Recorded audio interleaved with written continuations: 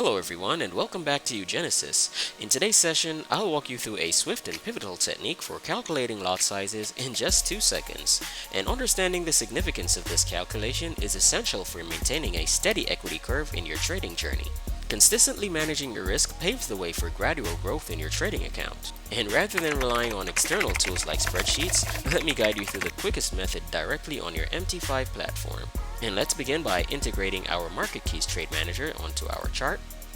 And you can adjust your stop loss effortlessly. Let's put this at 20 pips and our risk at 6% and hit calculate. And you can see how rapidly it computes the lot size for us. We have a total of 9.81 lots. And armed with this lot size, you can make well-informed decisions when entering trades. And clicking on sell unveils this graphical representation on the chart, and here you can fine-tune your stop loss, your target, and also your risk to reward ratio. And beyond our execute tab, explore our manage tab for handling trades, our stats tab to monitor trades, and our secure tab to prevent you from overtrading. And so to get access to our Market Keys Trade Manager, you can click on the link in the description below. Thank you for joining us again and happy trading!